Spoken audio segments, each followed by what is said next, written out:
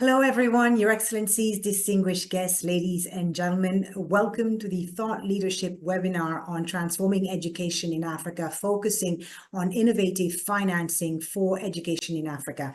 My name is Foliba Thibault, a journalist and global champion for the UN's Education Fund, Education Cannot Wait, and I am delighted to be back as your moderator for this third webinar of the series on transforming education in Africa, organized by the African Union Commission's Department of Science, Technology and Innovation and UNICEF, and in partnership this time with GPE, the Global Partnership for Education. Thanks to all those who've made this event possible. And thank you to all of you joining us from around the world. There are many of you joining us online today. A reminder that interpretation is available in Arabic, French, and Portuguese.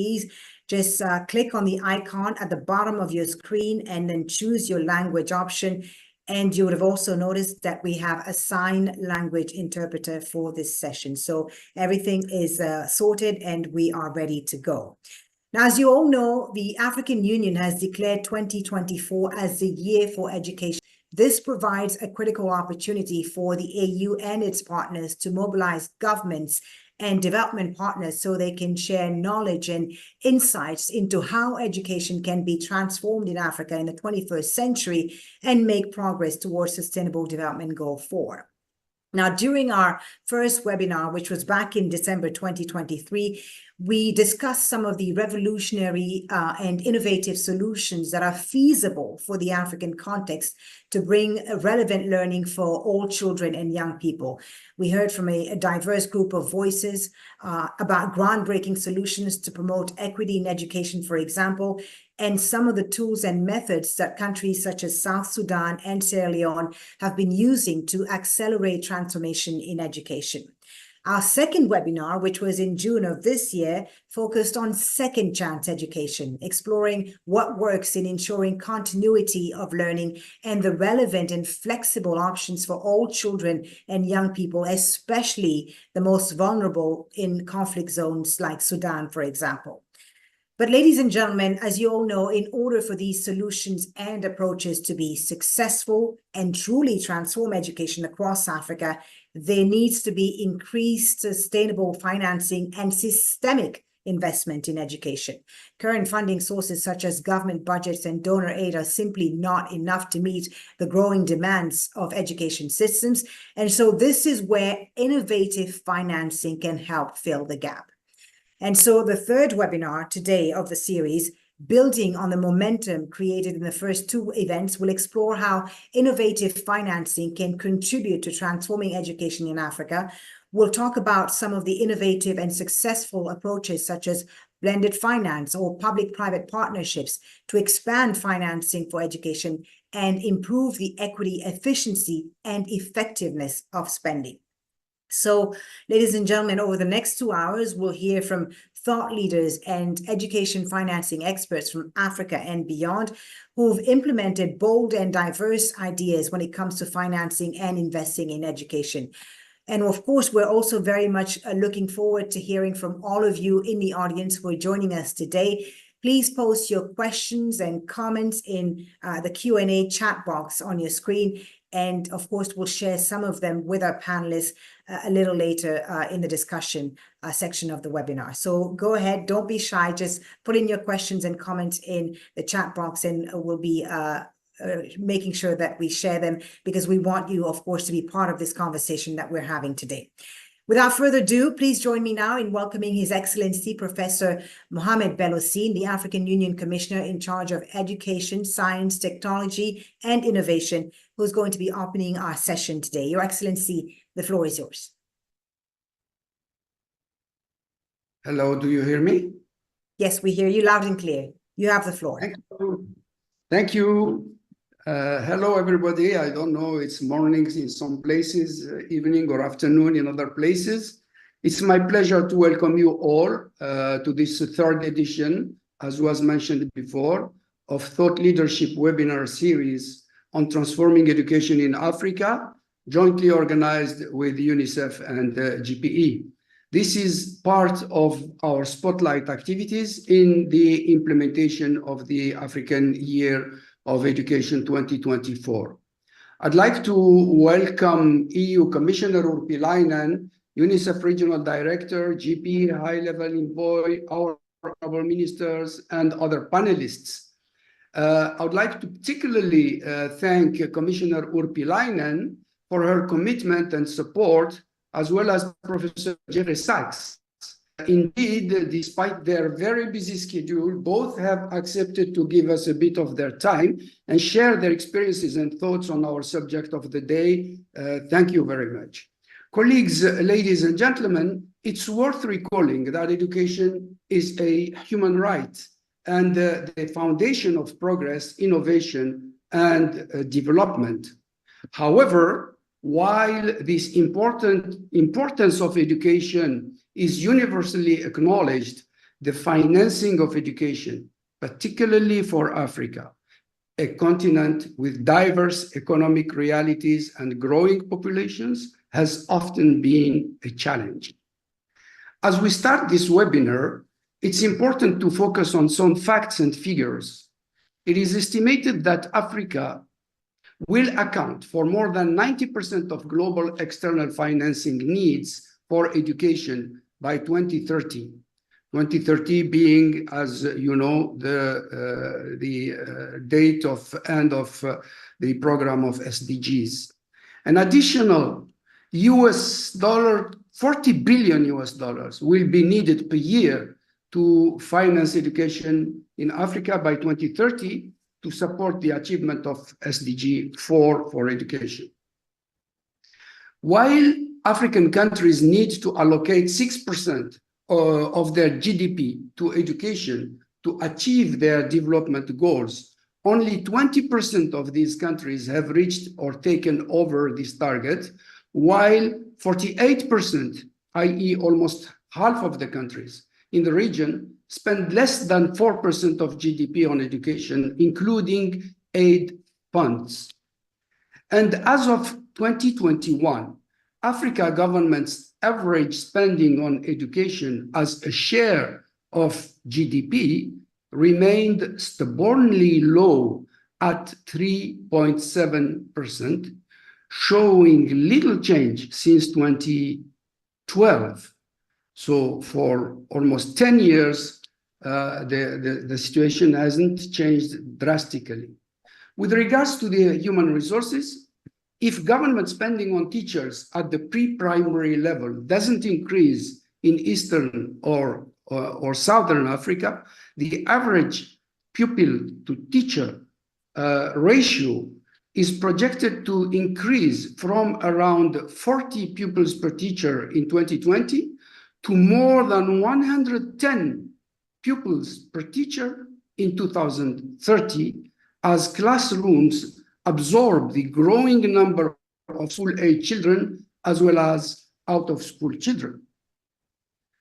Given the demographics in Africa, where education is often out of reach of the budget, we have to do more and commit to close the financing gap for education in developing countries in general and in Africa most particularly.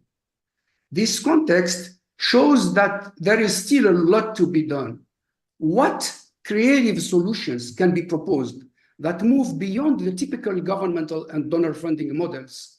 How to demonstrate and convince decision makers that education is not just a social good, but an investment with tremendous returns for societies and economies.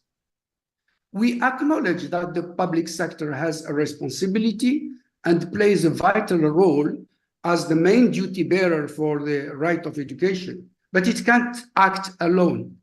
While commendable, this approach, often reliant on public resources, remains largely insufficient in meeting the scale and pace of demand. How can the potential of public-private partnerships models be harnessed to expand access and improve the quality of education, particularly in skills development initiatives, in a continent where unemployment is very high and the mismatch between skills acquired through the education system and job market demands is very important? On our side, In partnership with the African Development Bank, we are working on operationalizing the African Education, Science, Technology, and Innovation Fund, we call it ASTIF, an African government-owned mechanism that aims to facilitate and stimulate long-term investments in education and skills development, science, technology, and innovation to enable African countries to, among other things, reduce poverty and achieve economic growth.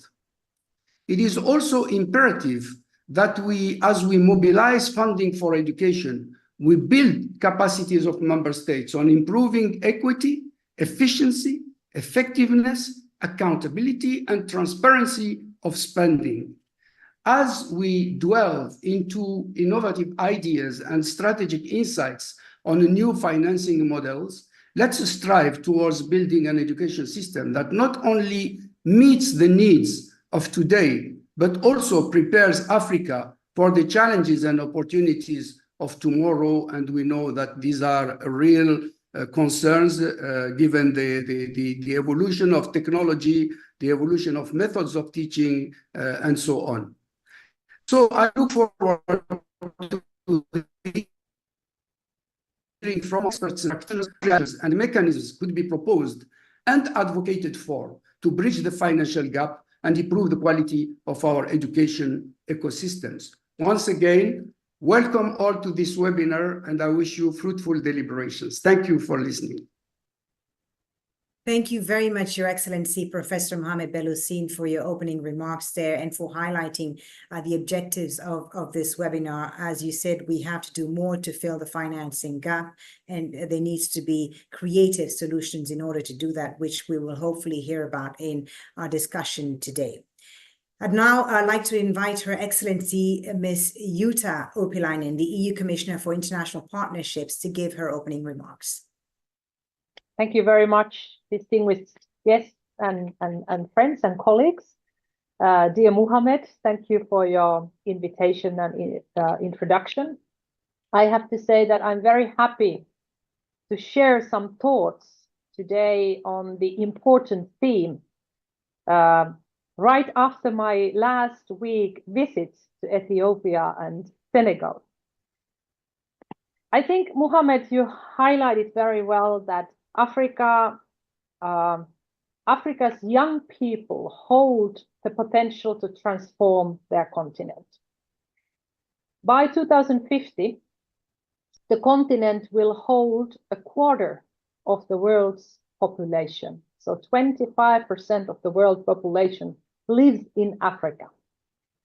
To truly harness the demographic shift, it is necessary to invest in education and skills development. The EU views education as a critical investment in sustainable futures. And we are a leading donor globally, contributing over half of GPE's funding. We have pledged over 700 million euro to GPE by 2027, enabling innovative mechanisms like the multiplier to really unlock the investments. Since the beginning of my mandate, 2019, we have increased our funding for education.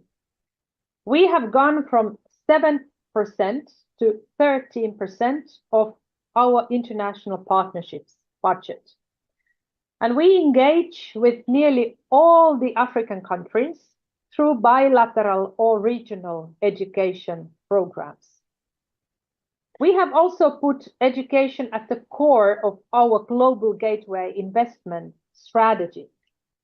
Human development, especially education, enables growth and countries to benefit from the green and digital twin transitions.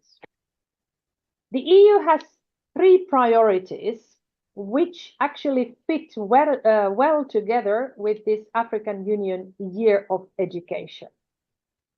Together with you, since the EU-AU Summit 2022, and specifically in this AU Year of Education, we have focused on inclusive and quality education, meaning an important ripple effect with teachers better equipped to ensure children and students actually learn and retain from early childhood education to university. Our cooperation on education clearly responds to needs and requests of African partners. Thus, we promote equal access to education with a special focus on girls.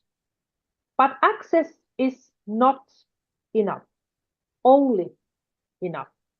To increase the quality of education, we have a regional flagship on teacher training. We need to educate and train more teachers, but we also have to train better teachers. And finally, something that is often raised by the African partners, we invest in technical and vocational training and education, linking skills development to job creation and economic opportunities for youth. And I have to say that this was a clear message raised also in Senegal and Ethiopia by the president in both countries, need to access vocational education and training. Dear friends, Global Gateway aims at narrowing the Sustainable Development Goals financing gap with value-driven public and private investments. At the 6th EU-Africa Summit in February 2022, we adopted the Global Gateway Africa-Europe Investment Package with the aim to mobilize 150 billion euro by 2027. Global Gateway's financial arm, European Fund for Sustainable Development Plus, is an umbrella for blended finance and guarantee operations in EU external action. In today's discussion, I want to underscore our commitment to expanding education funding.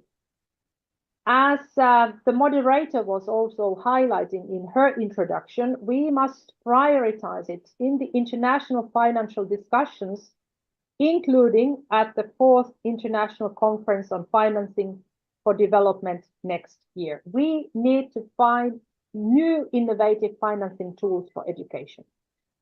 To drive concrete change, we need stronger engagement of key actors beyond the education sector, notably finance ministers and international financial institutions. I proposed earlier this year establishing a coalition of finance ministers focused on education financing to advance this agenda and also identify new funding solutions on time for the Financing for Development Summit.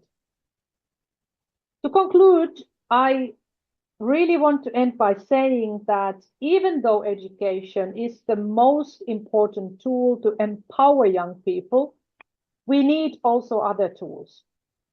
It is indispensable that amplify youth voice and work to involve youth everywhere and everyone, but especially in Africa, because the young people will make Africa's future. 70% of the citizens in Africa are below 30 years old. So just like last week in Addis, the EU launched with the African Union the AU-EU Youth Lab. And the objective is to empower young people in political and civic life across Africa and strengthen their involvement in policymaking. Later this week, I will launch the AU Commission's component of the Regional Teachers Initiative for Africa with the African Union Commission Deputy Chairperson. So my main message is that let's empower the next generation, let's invest in education, and that's the most transformative tool to change societies. Thank you very much for giving me this opportunity to intervene. Thank you very much, Commissioner. Many thanks to the EU Commissioner, Jutta Urpilainen, for her address and for highlighting the importance of partnerships to expand financing in inclusive and quality education, and also for highlighting the importance of amplifying youth voices, of empowering young people across the African continent. Thank you very much, Commissioner, for the EU's commitment to expand education financing and for your continued support. I'd now like to give the floor to Ms. Eva Kadili, UNICEF's Regional Director for Eastern and Southern Africa, for her opening remarks. Ms. Kadili. Thank you so much, Lily. Thank you so much, EU Commissioner as well, the GPE partners, the ministers and other distinguished panelists that are here with us today. We gathered here today on a background of a twin challenge that the continent is facing. We heard also that the growing population, but also we heard that the financing is not growing proportionally. So today there are 880 million children and young people eligible for education skills development, projected to reach, as we heard also from other panelists, 1 billion by 2050. But they account, as children and youth, 40% of the global child population. So we envision that all these children and young people will gain access to inclusive, affordable, and quality education, which is essential to unlocking the potential of this youthful continent, but also is the backbone of the overall human capital investment. So yes, this commitment across the continent comes with mixed results. So if we're looking at where we are, less than 10 countries invest the recommended 20% of the nation expenditure to education. Early childhood education, which is critical foundation, receives a mere 2% of education allocation. The average annual spending per student by African government collectively is estimated at US $234, with stark disparity, where spending on the top 20 is almost four times the amount spent on the bottom 20. So this, ladies and gentlemen, is the challenge that confronts us. We are called upon to collectively rethink our approach to education financing if we were to bridge this gap. But I'm optimist at the potential of innovative financing. The 79th session of the UNGA on September 2024, the world leaders adopted the Pact for the Future, which firmly positions sustainable development and financing for development at the heart of our collective efforts, ending in a commitment under Action 4 to close the SDG financing gap in developing countries. But this requires bold and innovative solutions with an emphasis on mobilizing resources from non-traditional sources to ensure that no learner is left behind, as the task is really big. In alignment with this commitment, innovative financing mechanisms such as public-private partnerships, social and development impact bonds, blended financing, community-based financing models are emerging as powerful tools that can support our mission in education. These mechanisms would not only bring new financing resources, but can also foster integrated collaboration across sectors, driving improvements in equity, efficiency, and the overall quality of education and potential for learning. I just want to remind us that as we explore these mechanisms, equity should not be lost as the foundation of our efforts. The children who need our support the most, girls, those in rural areas, conflict-affected regions, children on the move, and children with disabilities must not be left behind. The success of this financing mechanism should be measured not only by the funds mobilized, but by the lives transformed and the barriers to learning that are broken down. As the Pact for the Future urges, financing for development must go beyond traditional approaches and beyond resource mobilizations. We must ensure that we are investing right in areas with the highest return on investment. We must invest in evidence-based solutions during the early years and in foundational learning to achieve the highest return. Exploring the engagement of young people to complement the education workforce is an innovative and cost-effective way to deliver results for children. In this regard, I'm proud of the innovative initiatives and partnerships we are strengthening across the continent. Just to highlight a few examples, in Ghana, UNICEF has supported a results-based financing program for foundational learning in collaboration with Ministry of Education and the World Bank. In Kenya, we have facilitated a public-private partnership program involving the government, local businesses, and international donors to fund the construction and maintenance of digital centers in rural areas. And in Rwanda, the joint UNICEF ITU initiative of GIGA used cryptocurrency to cover schools' connectivity fees.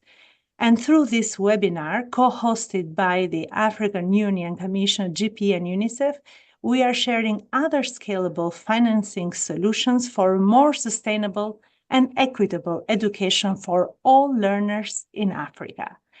Ladies and gentlemen, the insights from this webinar can help us fuel our collective ambition and commitment to making a transformative impact on education financing in Africa. Thank you so much, and over to you, Polly. Thank you very much, Ms. Eva Kadili, the UNICEF's Regional Director for Eastern and Southern Africa, for opening remarks. As you've said, there are already powerful tools that can support education financing, and thank you for giving us the examples of Kenya and Rwanda there. Thank you very much.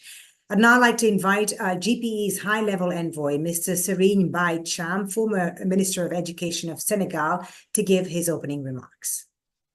Thank you very much, Foley. Thank you very much, dear colleagues, excellencies, ladies and gentlemen. It's an honor to join you today alongside this highly esteemed group of leaders and experts. As a former Minister of Education in Senegal, I've witnessed firsthand the profound challenges facing education financing. Today, we are at a critical juncture. Government budgets are strained by conflicts, escalating debt crises, and shifting priorities in donor and partner countries. But now, more than ever, education is the key to our collective future. We must act decisively to protect education budgets and pioneer new, efficient, and equitable ways to finance learning for all. During my tenure as Minister of Education in Senegal, I had the privilege to working closely with the Global Partnership for Education, or GPE. One of our most invaluable partners. Their collaborative approach was instrumental in driving progress. I was also vice chair of GPE's board for many years, and I was part of making the decisions which have led to innovation from GPE in the innovative financing space. Today, as a high-level envoy for GPE, I stand before you to share not only my personal experiences, but also the groundbreaking work GPE is doing to reshape education financing for a brighter, more inclusive future. In its unwavering pursuit of quality education, equity, and inclusion, GPE has introduced pioneering financial instruments that are transforming the landscape. Let me share 3 powerful examples. The GPE multiplier, Debt to Ed, and Smart Ed. GPE's innovative financing mechanism, the multiplier, is unlocking new and additional external co-financing with almost $500 million in grants. GPE has mobilized over $3.5 billion from multilateral development banks, bilateral agencies, philanthropy, and the private sector. This funding has been crucial in ensuring education continues in fragile and conflict-affected areas such as Haiti, South Sudan, Ukraine, and Gaza. For over 30 GPE partner countries, debt repayments consume more than half of their education budgets. Debt to Ed offers a solution. By exchanging debt for increased education investment, GPE's country, like Cote d'Ivoire, are freeing up funds previously tied to debt repayment and redirecting them into their education systems. This is transformative, turning financial burden into opportunities for growth and learning. Through GPE collaboration with the Islamic Development Bank and the Arab Coordination Group, the Smart Education Financing Initiative, or Smart Ed, is dramatically scaling up education funding in countries that are members of both GPE and the ISDB. This partnership is a testament to the power of collective action in unlocking unprecedented resources for education. Innovation in financing cannot happen in isolation. GPE is working hand in hand with initiatives like the International Financing Facility for Education and the Education Outcomes Fund, exploring every avenue to maximize financing opportunities. Additionally, by partnering with the Green Climate Fund, GPE is supporting climate-smart education investments that not only build knowledge, but also protect our planet's future. However, financial innovation alone is not enough. We need strong political will. 20 GPE partner countries signed the Heads of State Call to Action on Education Financing, pledging to allocate 20% of their national budgets to education. Donor governments must also safeguard their commitments to education aid, ensuring that investments reach the most marginalized and vulnerable children. To conclude, education is our path forward. Now more than ever, the challenges we face, whether global conflicts, climate change, or social inequities, these challenges can only be addressed through education. It is the foundation for sustainable development and human progress. Together, with bold leadership and innovative financing, we can build a future where every child has the opportunity to learn, grow, and thrive. Thank you for your kind attention. Thank you very much, Mr. Serigne Mbaye Cham, GPE High-Level Envoy and former Minister of Education of Senegal, for your remarks. Thank you for sharing some of the groundbreaking work GPE has been doing on the ground. And as you say, partnership and collaboration is key to unlocking increased funding for education. So, why is education more expensive in Africa than anywhere else in the world? And what can we do to close the education financing gap? To help set the stage for our panel discussion, which will begin in just a moment, a keynote address from world-renowned American economist and innovative educator, Professor Jeffrey Sachs, who's president of the UN Sustainable Development Solutions Network and also director of the Center for Sustainable Development at Columbia University. Hello, I'm Jeffrey Sachs, University Professor at Columbia University and President of the United Nations Sustainable Development Solutions Network. Thank you so much for allowing me to join this important meeting by video. Unfortunately, I'm speaking exactly at this moment at Oxford University, so I wasn't able to join live. But your topic, innovative financing for education, is the most important topic for Africa's development. And I'm not meaning to exaggerate, I'm meaning to be literal. The reason is education is the pathway to rapid growth of the African economy.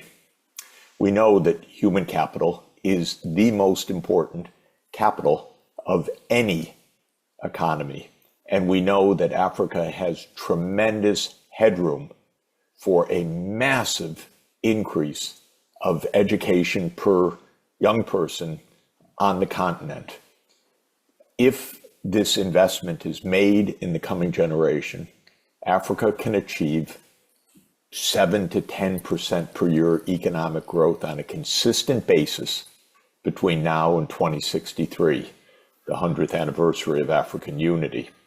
This can catapult the African continent into high income status over the course of the next 3 to 4 decades.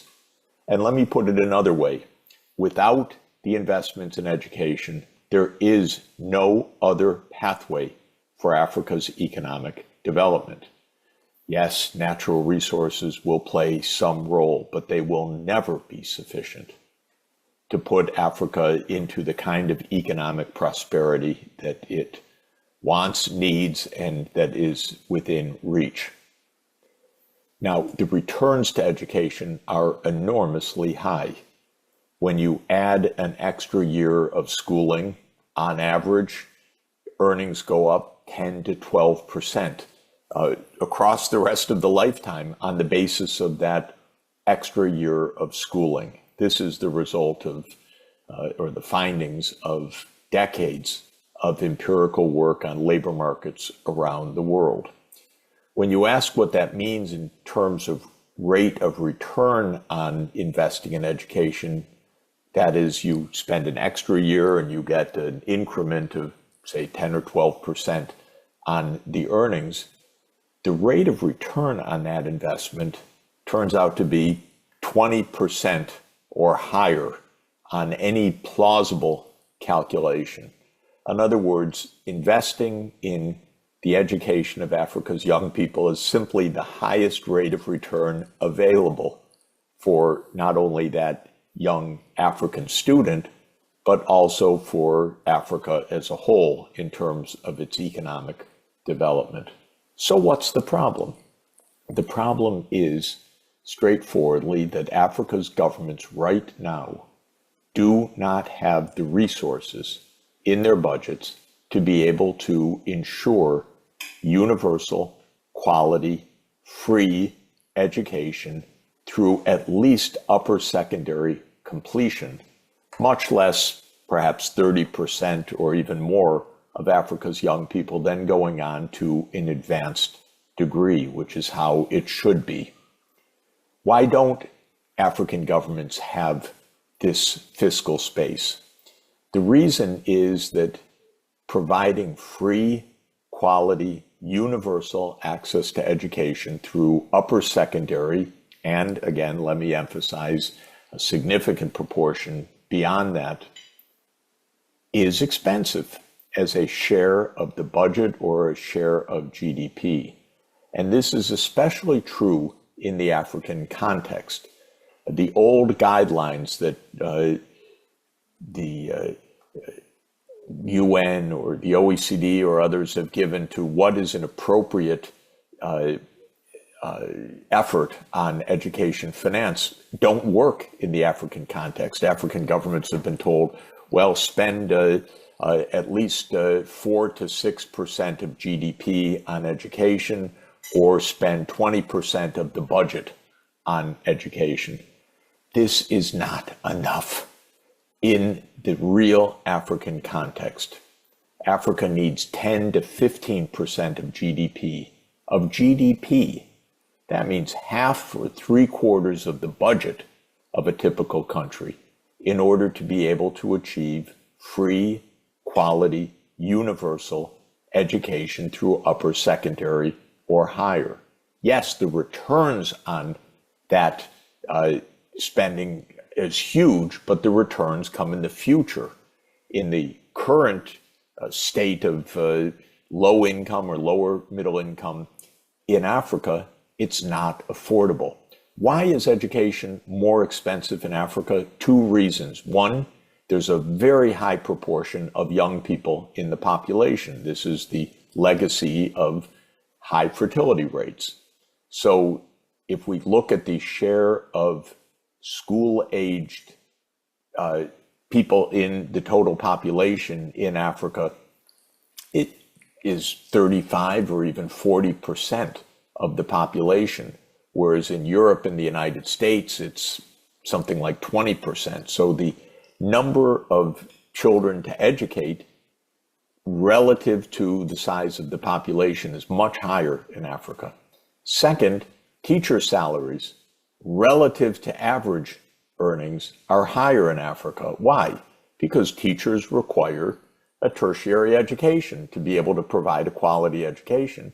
And that is simply a lot of education relative to the average in the population. So teachers need to earn relatively high earnings. Otherwise, they have alternative earning possibilities, either within African economies or migrating to other countries outside of Africa. So the cost of education, when measured relative to GDP per capita, is high in Africa. Well, when you combine these 2 realities, you find that you need not 4% of GDP or 20% of the budget, but a much larger amount. For many African countries, 15% of GDP. 15%, that can be nearly the entire budget, is the appropriate estimate of what it costs to provide free, universal, quality education through at least upper secondary with some tertiary education. So what to do? Well, it would be wonderful if Africa was showered with grant money to fill the financing gap. By the way, it wouldn't be grants, it would be all sorts of compensation properly due to Africa for abuses to Africa for centuries. So I'm going to put that aside, though, because those grants are not coming. I'm sorry to say it, I've worked for more than 40 years to try to raise the grant financing. They're actually falling now. ODA is collapsing because the US and Europe are focused on war, not on peace, not on development. This is the sad reality. Even the old stalwart European countries that used to give 0.7% of GDP, no more. They're run by right-wing governments. They're not interested in development. They're interested in wartime economies, war mobilization, Ukraine war, all sorts of terrible, wasteful, unnecessary things, but not development. So we need a different approach. Now, there is some good possibility, because if you take into account that the rate of return on investing in education is as high as it is, 20% or higher when you do the calculations, it's possible even to borrow to close the financing gap, put the kids in school, and have a much richer economy 20 years from now. And this is essentially what Africa needs to do, rather than saying, oh my God, we can't educate the kids. We don't have the budget for it, so we'll educate the boys, we'll educate half the family and so on, or we'll make them pay when they don't have the financing to pay. African governments should borrow in order to close the education financing gap and then pay back 20, 30, 40 years from now when the economies are much larger. And just let me give you a quick benchmark. If Africa grows 7% per year, it doubles every 10 years. That means in a 30-year period, you would have 3 doublings, or 2 times 2 times 2, or 8-fold increase in the size of the African economy. And debt that looks large today would not be large 30 years from now. So borrowing against future growth makes perfect sense, except if the borrowing is short-term, say it's 7-year Eurobonds, then it doesn't make sense, because when those debts come due, Africa hasn't yet experienced the economic benefit. That child in first grade today will be in 8th grade in 7 years, not enough to repay the debt that has been incurred to educate that young girl or young boy during that 7 years. What Africa needs is financing at long term, 30 or 40-year financing. The kind of financing that should come from the African Development Bank, from the Islamic Development Bank, from the World Bank, or from other new development banks that Africa creates, or from new special vehicle education bonds that are developed precisely to close this financing gap. You can think of it a little bit like a student loan program, by the way. It's as if the students borrow and then they repay out of their higher future earnings, but we don't put the burden and the risk on the individual. Rather, the government takes on the debt, the students get an education, they learn, they pay taxes in the future, and it's the taxes that they pay that enable the government to service the debt that it took in order for the student to get the education in the first place.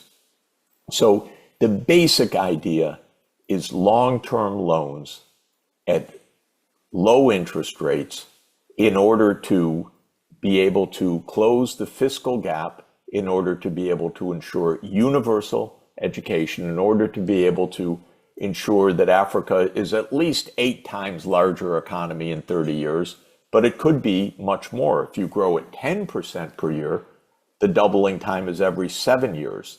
If you do that for 4 decades, you have, or even let's say 3 decades, 30 years, you have 4 doublings plus a little bit. So you have a 16-time larger economy if the growth is at 10% per year. That's the kind of growth that China achieved during its high growth phase, 1980 to 2020. So this high growth is Africa's future, but to achieve it, Africa has to put all the kids in school, quality education, develop a absolutely skilled, well-educated population in the next 30 years, borrow to do it today, and repay by taxing the incomes or the payrolls of those students 30 years from now. A few footnotes. First, where are these loans going to come from? This is our work over the next few months, in my view. One is they could come from greatly expanded funding from the multilateral development banks. Those banks have credit-worthy ratings. They borrow at relatively low cost. They can borrow at long term from the international capital markets. They can on-lend the money to African member states. This is number one where I would emphasize this. A second could be developing new kinds of SDG bonds or education bonds that have the right features so that they get a very favorable credit rating. They could have some first loss guarantees put on by the development banks or put on by China or Brazil or Saudi Arabia or other friendly governments that want to just put on a loan loss guarantee at very low cost and high leverage. And this would enable private market borrowing, not for 7 years, but on 30-year bonds that could finance the education. So they could be SDG bonds or education bonds developed for this with an explicit way to repay those bonds through the payroll taxation or income taxation of the students that are going to have high salaries as a result of these investments. There is a third point that I think is an interesting one and that can be developed, and that is a lot of those educated young Africans are going to work in the Gulf, or they're going to work in Europe or the United States or other parts of the world. And that's okay. We have a world in which there should be movement, ability to work elsewhere for some time, and so forth. But the taxes on those higher earnings should come back to the African countries that funded their education. So in the United States, for example, I'm a US citizen. If I earn income outside of the US, I pay US income tax, thank you very much, on that. And the same can be true for African countries. Rather than taxing only the money that is earned within the African economy, it can be a universal tax. Wherever that person goes, they owe a payroll tax back to the home country that invested in their education. This can be supported by bilateral tax treaties so that the host country for migrant workers revert or remit payroll taxes that are collected back to Africa. So I think that there are many design issues. I'm working, pressing, advocating at the IMF and the World Bank and at the UN that we take the priority that all kids get a quality education, that this isn't a matter of the budget limits right now. There should not be budget limits on free universal access to quality education, at least through upper secondary and through some tertiary. After all, this is SDG 4, this is globally agreed. And we need a financing strategy to go along with this. And we can't wait. Africa has a lot of young people. This is Africa's future. Your meeting today is exactly on this topic.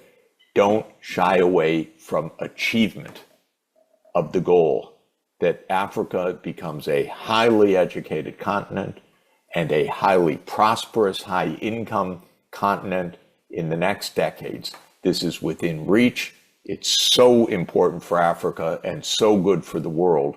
Let's really press on this and get absolutely firm commitments as needed to achieve it, and put this centrally at the 4th Financing for Development Summit, which will be in Madrid, June 30th to July 3rd, 2025.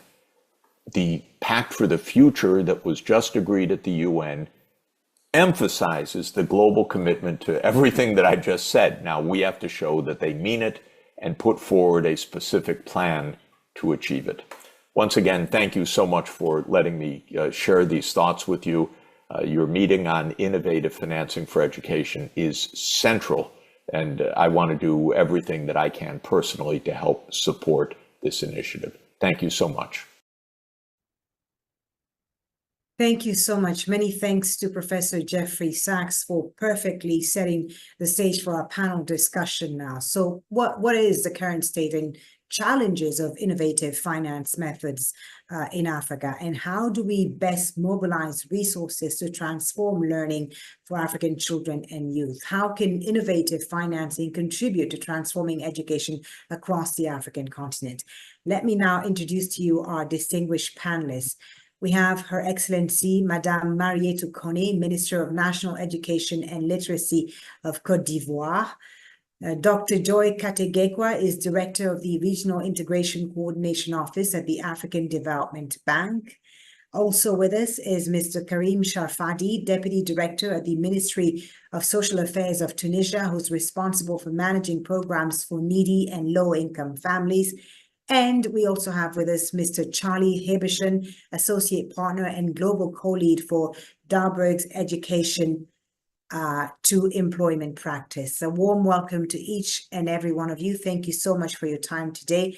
Madame la ministre Kone, permettez-moi de m'adresser à vous en premier et de parler de l'équité dans le financement de l'éducation qui évidemment exige un leadership gouvernemental fort. Et la Côte d'Ivoire s'est notamment engagée à réduire le fardeau des dépenses d'éducation pour les ménages. Pouvez-vous nous en dire plus justement sur les mesures que le gouvernement ivoirien a prises pour alléger ces dépenses pour les ménages et quelles sont certaines des étapes innovantes dans ce domaine que vous pouvez partager avec nous aujourd'hui? Merci. Bonjour à tous. Je voudrais au nom du gouvernement vous dire merci de l'opportunité que vous offrez à la Côte d'Ivoire de partager son expérience. Cette plateforme permet de partager nos expériences et d'apprendre des autres sur des enjeux cruciaux, notamment en matière d'éducation. Alors, la question qui est de savoir qu'est-ce que nous avons fait pour alléger les dépenses des ménages. Je crois que pour la Côte d'Ivoire, on peut signaler une politique éducative avec un engagement fort. Il y a deux choses que je peux citer. Les mesures pour alléger les dépenses, il y a premièrement l'engagement de l'État, deuxièmement la mobilisation de ressources additionnelles à travers des financements innovants. Alors sur le premier point qui est celui de l'engagement de l'État en faveur d'une éducation équitable et égalitaire, je peux citer 4 domaines pour lesquels des actions sont menées. Le premier domaine, c'est le cadre institutionnel et réglementaire qui crée les conditions d'accès égalitaire et équitable à l'éducation. Alors, sur ce premier point, je peux citer, c'est inscrit dans la Constitution, il y a une loi sur l'enseignement qui est en cours de modification, mais une loi qui met en avant le principe de la gratuité. Il y a également une loi de 2016 sur la politique de scolarisation obligatoire, loi qui oblige la scolarisation de tous les enfants de 6 à 16 ans. Le deuxième point au niveau de l'engagement fort de l'État, ce sont des allocations budgétaires conséquentes. Pour la Côte d'Ivoire, c'est 22,4% des dépenses publiques qui sont allouées au secteur de l'éducation. La troisième chose que je peux citer toujours au niveau de l'engagement de l'État de Côte d'Ivoire, c'est que nous avons un programme gouvernemental qui vise à réduire les inégalités sociales dans le secteur de l'éducation. En abrégé, c'est le PSGouv. La quatrième que je peux citer, ce sont des initiatives et des mesures spécifiques. Alors là, je peux donner des exemples concrets de mesures spécifiques. Au niveau de l'éducation, au niveau de l'enseignement préscolaire et primaire, il y a la suppression des droits d'inscription. C'est une mesure qui vise à réduire, qui vise à éliminer la barrière financière importante pour de nombreuses familles. Il y a la politique de distribution de kits scolaires, mais distribution gratuite de kits scolaires. Et je peux vous dire qu'en 2011 et 2023, c'est plus de 53 millions de kits qui ont été distribués, ce qui représente plus de 137,8 milliards de francs CFA. Ces kits incluent les sacs, les cahiers, les stylos et des manuels qui contribuent à alléger les charges familiales. Un autre point pour l'allègement, c'est la distribution de manuels scolaires gratuits. Des manuels scolaires gratuits aux enfants. Pour la seule année scolaire 2024-2025, c'est 10,8 millions de manuels scolaires qui sont distribués aux élèves du préscolaire et des cycles du CP et du CE, vraiment dès la base. Et puis, nous avons comme autre initiative en termes d'allègement des dépenses aux parents, c'est la plateforme numérique qui est Mon école à la maison.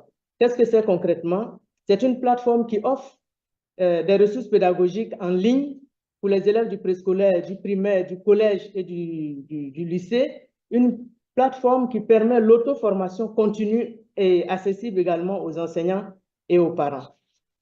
Et puis, je pourrais citer également les cantines scolaires, la politique de cantines scolaires que nous avons. Actuellement, l'État de Côte d'Ivoire subventionne 5 000 cantines scolaires pour fournir des repas aux élèves, surtout dans le préscolaire et dans le primaire, pour contribuer ainsi à leur rétention et à leur succès scolaire. Et puis, dernière initiative dans le domaine de l'enseignement préscolaire et primaire, c'est la subvention au comité de gestion des établissements scolaires qu'on appelle chez nous les COGES.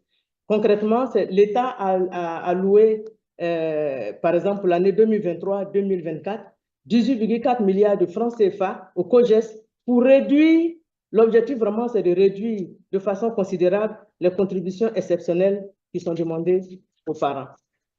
Ça, c'est le niveau préscolaire et primaire. Et au niveau du secondaire, je peux donner des exemples concrets également.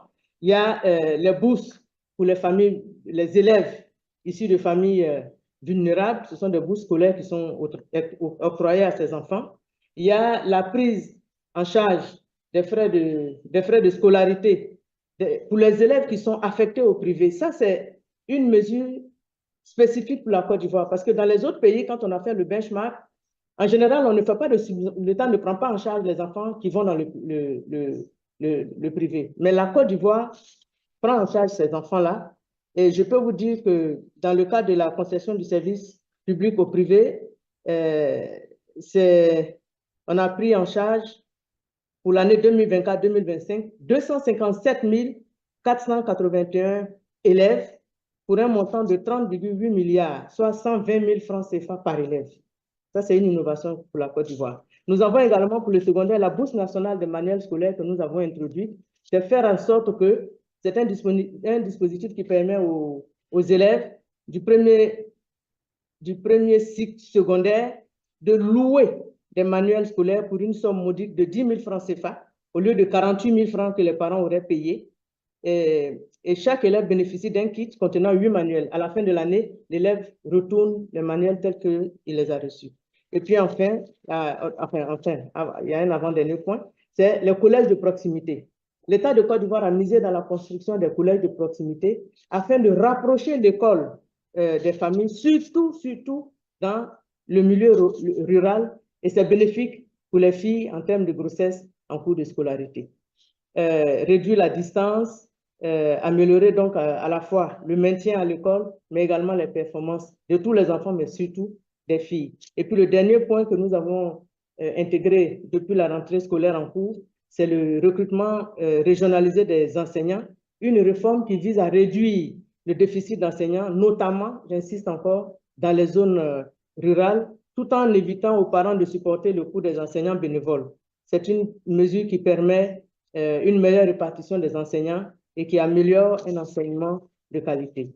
Alors, voici ce que nous avons fait en termes d'engagement de l'État, un engagement fort pour alléger les dépenses des ménages. Mais bien évidemment, face à la faiblesse des ressources, nous avons allié à cela, en plus de l'engagement de l'État, des financements innovants, et je ne sais pas si c'est le lieu d'en parler ou bien si je patiente pour en parler plus tard.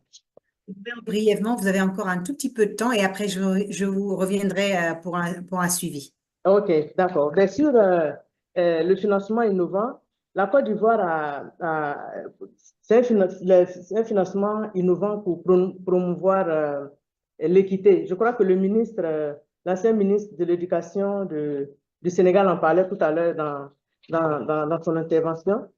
Face à l'augmentation des effectifs scolaires, la Côte d'Ivoire a choisi d'optimiser ses ressources, de décentraliser le financement et d'améliorer la traçabilité des fonds et de favoriser des partenariats innovants. Alors, 4 initiatives de financement se démarquent particulièrement. Je veux citer, nous avons un modèle issu de la coopération bilatérale qui est le contrat de désendettement et de développement, CDD. Nous avons un modèle relevant du partenariat public-privé avec le mécanisme CLEF et un modèle de cofinancement avec un effet de levier, le fonds à effet multiplicateur, une initiative du partenariat mondial pour l'éducation. Et enfin, le 4e modèle, c'est un financement basé sur les résultats, le P4A avec la Banque mondiale. Voilà. Merci Donc, beaucoup. ce sont les 4. Et si vous avez besoin de détails, je pourrais... Oui, oui. Nous reviendrons bien sûr sur les détails pour savoir aussi les leçons que vous avez tirées de ces expériences. Merci beaucoup, Madame la Ministre, de nous avoir donné des exemples concrets de l'engagement de l'État ivoirien pour réduire les dépenses des ménages, bien évidemment, dont la distribution, comme vous l'avez dit, de manuels scolaires gratuits dans le primaire. Merci beaucoup pour vos propos.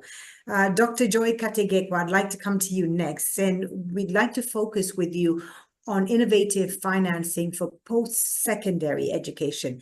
With the limited resources available for early years in primary education and the increasing demand for secondary and post-secondary education, how do you think governments can leverage innovative financing mechanisms to support sustainable investments in skill developments at post-secondary and higher education? And how can the financial burden on governments be eased while at the same time addressing the growing skills gap in Africa? Thank you very much, Folly, and good morning to you all. Thank you for inviting the African Development Bank to take part in this conversation. This is to the AU-UNICEF and the GPE. I think the question that you ask requires a bit of framing. We recall the numbers that were put to us by Commissioner Belusin. You know, we're really in that space where the challenge of tertiary education is increasingly becoming an African issue. And because of that, we need to think about financing mechanisms that can help us to close that gap. A lot of interesting ideas have been shared before. So perhaps I'll frame my remarks in 2 ways. One, focusing on financing, but the other, the capacity that can make that financing meet its actual sort of objective.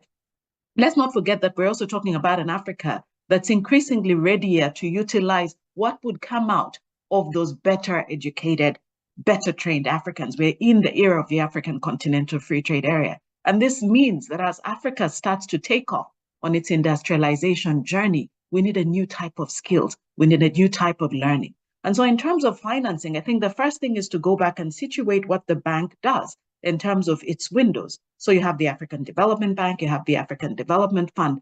And what the African Development Bank has done under the leadership of President Adesina is really to put high priority on this question of building the human capital that Africa needs by emphasizing the capacity to make resources available for governments to access this financing. If you think about it, governments like Gabon, governments like Rwanda, governments like Nigeria, Chad, and others have been able to access windows of financing from the bank to be able to invest in tertiary education. Over the decade, we're talking about $964 million that have been made available in this way. In the case of Rwanda, you're talking about investments in its aviation sector in terms of a center of excellence. In the case of Nigeria, you're talking about the investments in the Ekiti Special Economic Zone, which is really this idea around putting money available to support private sector enterprise. And so I think this is really an important framing point, that the bank and its instruments are available to ensure that the resources can come to the countries. Now, the resources themselves, obviously, for this sort of initiative to work, have to be flowing. And so important points have been made about how to ensure that in the reform of the architecture, in the reform of financing, you talk about making more resources available to the banks and to other MDBs. But let me talk a little bit also about a really crucial initiative that's at the cutting edge of innovative financing. And this is the Africa Education, Science, Technology, and Innovation Fund. Commissioner Belusin spoke about it at the start. The first of its kind, Africa-owned, Africa-designed, Africa-driven, mobilizing African resources to ensure that money is available also to go into those new areas, for example, around supporting private sector, supporting SMEs and others who want to invest in education. And so these initiatives are becoming crucial.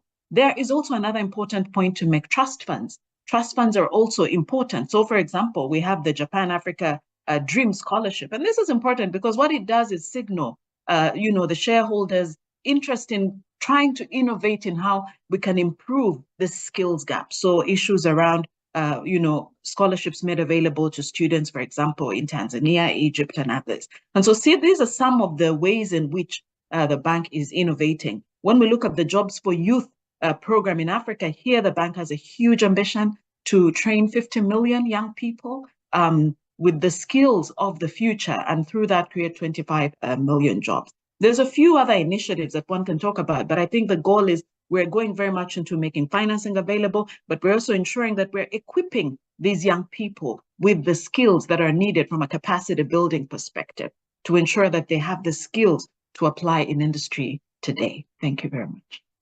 Thank you very much, Dr. Joy Kategekwa, for telling us about some of the initiatives the African Development Bank is supporting on innovative financing and improving skills across the continent for young people. I'll come back to you for a follow-up as well to talk about some of the lessons learned and some more concrete examples of some of the initiatives you've been supporting on the continent. Thank you very much for the moment.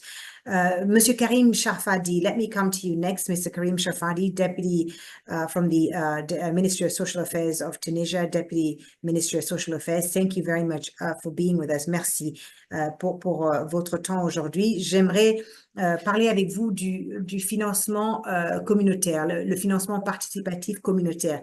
Il est essentiel, bien évidemment, de connaître les pays qui ont mis en œuvre des méthodes novatrices de financement de l'éducation pour promouvoir l'apprentissage sur le continent. Et en Tunisie, le rôle de la communauté dans l'appui au financement de l'éducation a été bien reconnu. Et donc, nous aimerions savoir comment les envois de fonds ou le financement participatif ont été utilisés pour financer l'éducation en Tunisie et quelles sont les stratégies de réussite que la Tunisie a mis en œuvre à cet égard. Merci beaucoup pour cette opportunité d'être avec vous aujourd'hui. En effet, en Tunisie, le programme Amen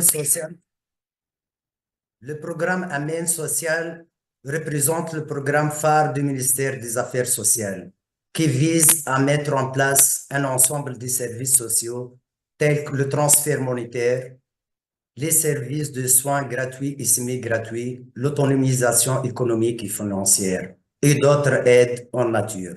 Ces services permettent de subvenir aux besoins des familles les plus vulnérables, notamment en présence de choc.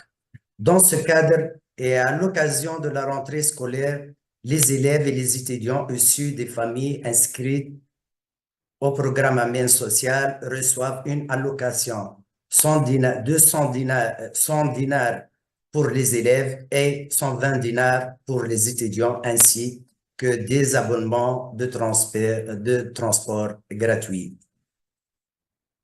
Les listes des bénéficiaires sont établies à la suite d'une coordination entre le ministère de l'Éducation, le Centre de recherche et des études sociales, CRES, le Centre national d'informatique et le ministère des Affaires sociales à travers le recoupement et échange des données des bénéficiaires. Amen.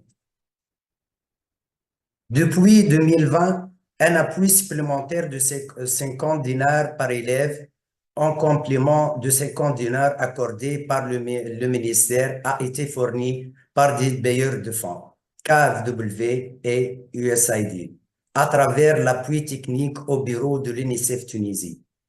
Nous pouvons voir à travers ce graphique l'augmentation du nombre d'élèves bénéficiaires de cette allocation. En 2023, cet appui des bailleurs a permis d'accorder pour la première fois une allocation monétaire de 100 dinars pour les élèves Amen inscrits en classe préparatoire, âgés de 5 à 6 ans.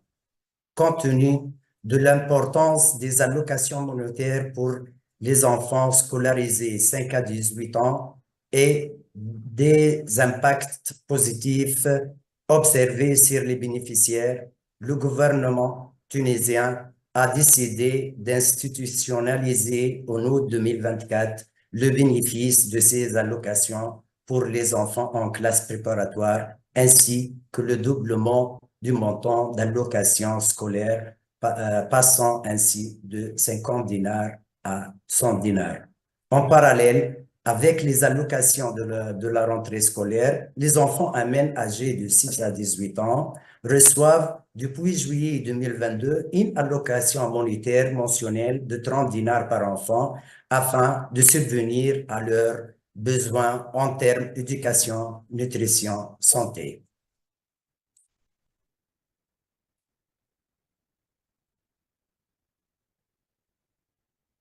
Selon les enquêtes menées après les bénéficiaires, ces différentes allocations ont permis d'observer un impact positif important sur les enfants âgés de 6 à 18 ans qui sont répartis géographiquement et selon les différents types de couverture. Ainsi, le taux de scolarisation est proche de 100% pour les 6 à 12 ans et autour de 87% pour les 13 à 18 ans. Il a été observé que le taux de présence en classe est autour de 93%. De plus, 94% des élèves amènes sont inscrits à l'école et sont assidus dans leur étude. Du point de vue genre, nous observons que le taux de scolarisation est légèrement plus élevé chez les filles. Pendant la période de la rentrée scolaire, une campagne de communication spécifique est menée auprès des bénéficiaires de l'allocation de la rentrée scolaire pour les sensibiliser par le biais de SMS, télévision, radio, affichage. Merci pour votre attention. Monsieur Karim Shafadi, Deputy Director at the Ministry of Social Affairs in Tunisia, for that. Merci de nous avoir donné des exemples de ce que la Tunisie fait en ce moment en termes de financement participatif communautaire. Et je reviendrai bien évidemment une fois de plus à vous également pour une deuxième question, pour parler peut-être des défis que la Tunisie a dû confronter lors de la mise en place de ces stratégies de crowdfunding, entre autres. Je reviendrai à vous. Merci beaucoup une fois de plus.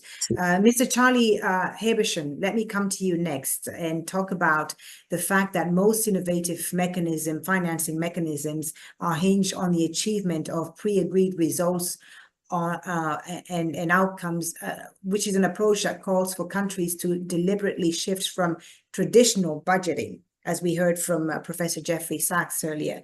Given your experience with innovative financing, what is its relevance, you would say, to the African continent? And what do you think are the adaptations that are necessary for countries on the continent in terms of policy and regulation? Thanks, Folly, for that question and for inviting me to today's discussion. So, as Professor Sachs made clear in his opening statement, innovative financing mechanisms are critical for the continent. Designed and implemented correctly, they can tackle vast education funding gaps that we've already heard a lot about today, as well as addressing the need for better resource utilization. Now, the term innovative finance can mean many different things, and often it can feel complex and risky. So today I wanted to take the chance to just share a couple of examples from our partners in the Education Finance Network of where we're starting to see success on the continent. So firstly, when it comes to crowding in new finance, blended finance mechanisms where philanthropic capital helps to de-risk traditional investments can be an effective tool to mobilize additional domestic and international finance. So an example of this is the Future of Work Fund, which uses a blended finance model to provide tertiary education financing through income share agreements. So this finance tool allows young people in Rwanda, South Africa, and Kenya with a particular focus on women and marginalized groups who attend tertiary education with a loan, which is only paid back once the recipient is in employment. So really an ongoing student loan example similar to what we heard Professor Sachs describe earlier. On the point of improving efficiency and promoting innovation, outcomes-based financing and results-based financing models have proven especially promising. By funding specific outcomes, these models encourage data-driven decision-making and accountability. So this allows for greater flexibility in program design and encourages innovation in educational interventions. And by tying funding to outcomes rather than inputs, these models incentivize service providers to find the most effective ways to achieve desired results. Now, a notable example of this is the Education Outcomes Fund in Ghana and Sierra Leone, where interventions target 134,000 children with a focus on improving literacy and numeracy. Now, these programs are enabling service providers to innovate and adapt their approaches to local needs while keeping costs manageable with a price cap of just $36 per child per year. Now you asked around what adaptations are necessary for the African context to take these tools to scale. Now, there's lots that needs to be done to get the right environment for success. So when we're working with governments to make this happen, really highlighting a few of these different areas. The first one is establishing legal frameworks to support outcomes-based financing, so allowing flexibility in budget allocation and performance tracking. The second is around creating pockets of funding within the budgets of ministries of education that shift from input-based to results-based budgeting to ensure funds are allocated based on the achievement of specific outcomes. Thirdly, around strengthening data systems to track outcomes, such as student learning, so that governments are better prepared to implement innovative finance models that tie to payments with results. And fourthly, around enhancing the transparency of financial management processes that helps to build investor confidence in outcomes-based models. So as I stated earlier, innovative financing tools can feel risky and complex, but with the right enabling environment and an openness to new ways of working, it really does have the potential to increase access to education and drive greater learning outcomes for young people across the continent. Great. Thank you so much, Charlie, for that. Thank you. We appreciate it. And thank you for highlighting once again the need to adapt these mechanisms, these approaches to the African context itself. Thank you very much. Madame la ministre Koné, je vais revenir à vous à présent. J'espère que vous êtes toujours avec nous pour parler un peu plus des défis auxquels vous avez été confrontés. Vous nous avez parlé du financement innovatif et de certaines des actions que vous avez menées en Côte d'Ivoire. Parlez-nous à certains des défis et les expériences que la Côte d'Ivoire a tirées de ces différentes initiatives que d'autres pays africains pourraient adopter et quelles leçons vous avez tirées.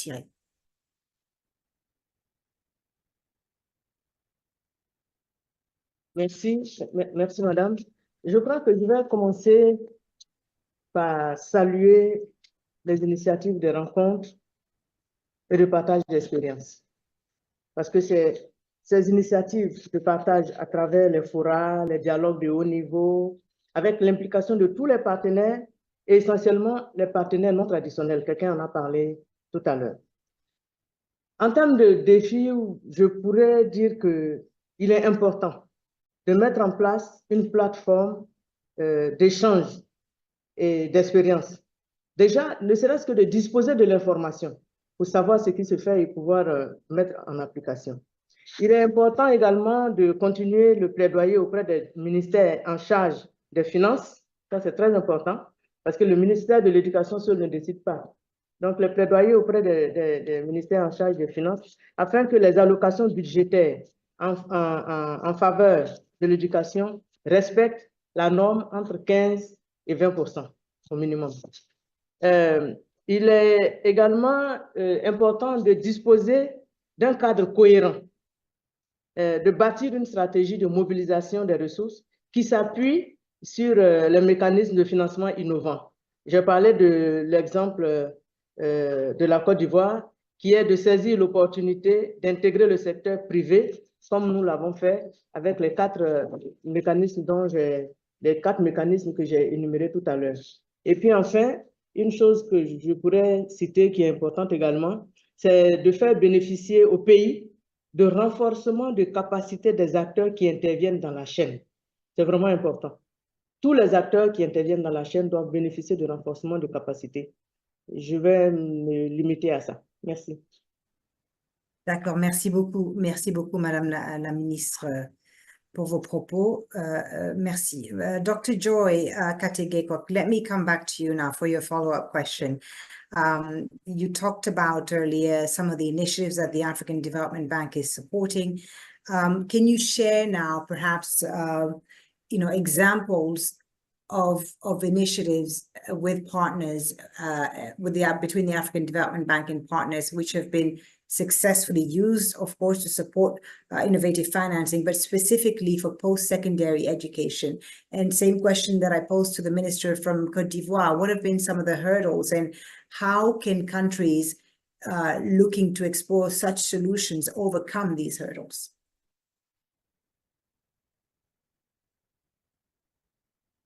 Please keep going. I'm sorry, I'm multitasking.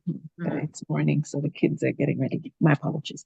I think the first major point to stress here, Folly, is that we're really looking at a situation where you have 12 million Africans, young people, coming onto the job market every year, and 3 million formal jobs available.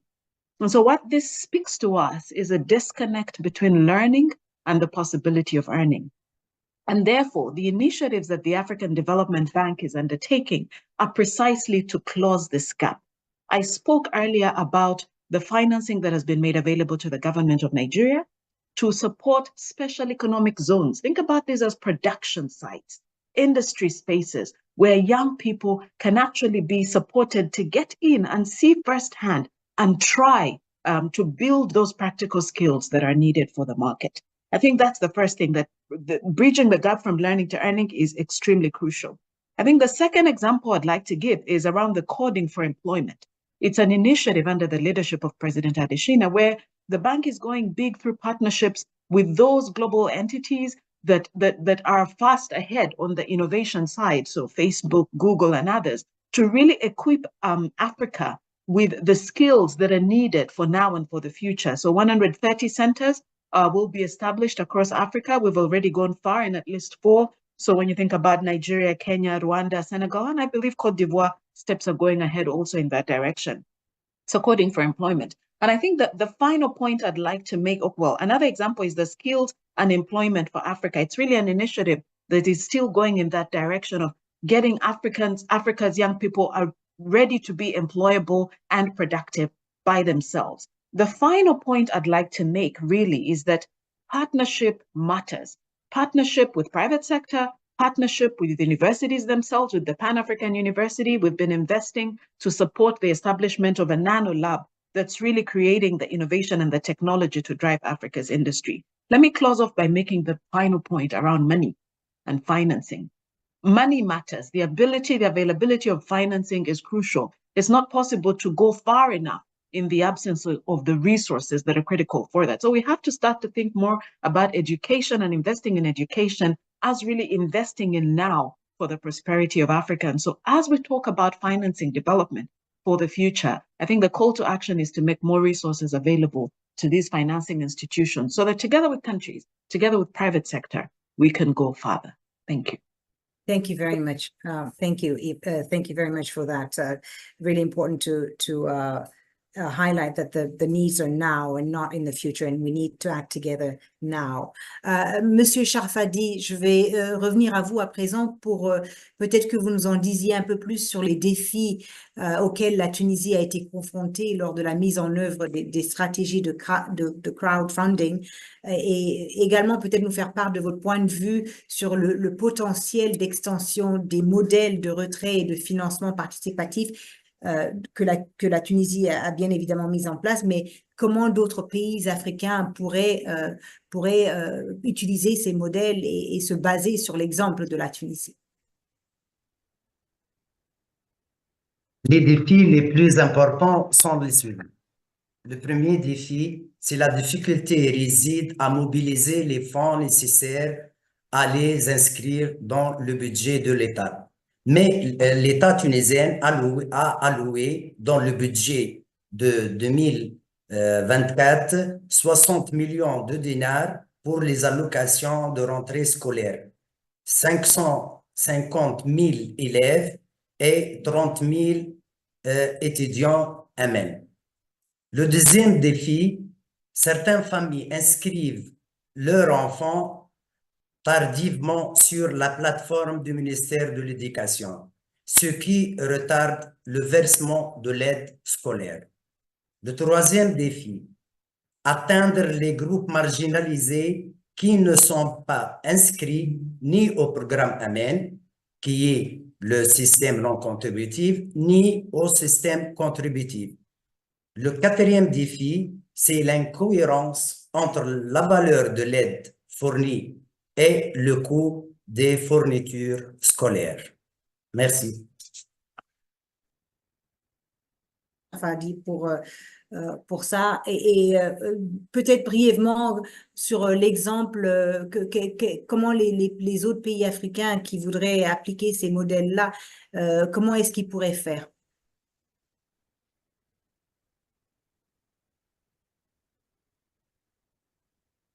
Bon, la protection sociale représente un ensemble de services qui visent à assurer un niveau minimum de bien-être aux citoyens. En effet, la protection sociale permet de gérer les situations de crise et de créer des changements positifs dans la situation des familles pauvres et vulnérables, comme le programme AMEN social aide les familles pauvres et vulnérables à subvenir à leurs besoins et à assurer une vie meilleure pour les enfants, notamment en matière d'éducation, ce qui représente un investissement notable dans le capital humain des enfants. Merci beaucoup. Merci pour ça. Charlie, let me come back to you. You know, in your initial statement, of course, you highlighted some of the examples of innovative results-based financing mechanisms that could be implemented in the African context.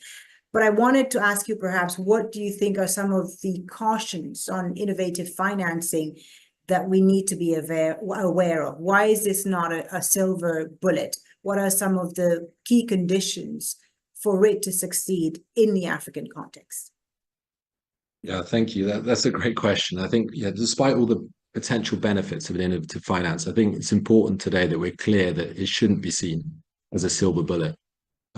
Innovative financing cannot simply replace the need for robust domestic funding and traditional grant-based development aid. They have to work side by side.